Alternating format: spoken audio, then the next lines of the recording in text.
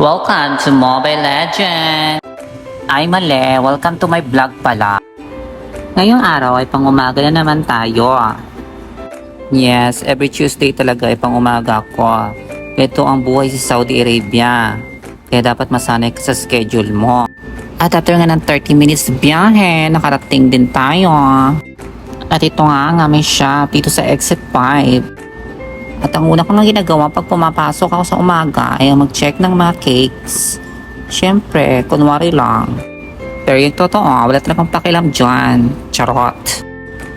At ang susunod ko nga gagawin ay lalabas lahat ng mga product na dineliver galing factory. Siyempre, kailangan natin bilisan. Charot. Dahil wala tayong katulong, ako lang mag-isa niyan. Kita nyo naman, di ba? Dito nga, kailangan flexible ka. Hindi pwede yung palambot-lambot na bakla. Diyos ko, die. Dahil dito, kailangan buhatin. Kahit hindi mo kaya buhatin. Ganun yarn. Pero pwede ka namang patulong sa iba kung hindi mo talaga kaya. Ganun. And after ko nga matanggal lahat ng mga bagong cakes, galing factory, di-display na naman natin ito. And yes, maraming gawain sa pang-umagang duty. Pero ang kinaganda dyan is wala kang customer. Ganun.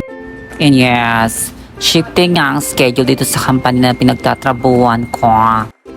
Sa sobrang tagal ko na nga sa company to, medyo nasasanay na ako sa schedule at sa gawain.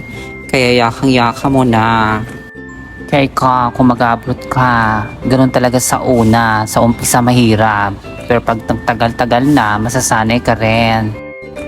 At yun na nga, tapos na ako sa mga cakes. Ngayon naman sa pizza at saka sa spinach.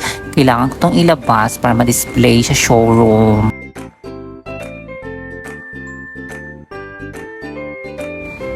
At ito ang binibenta namin dito sa umaga, puro mga tinapay. Kung sa Pinas may pandimongo, pandikoko, pandesal, dito wala.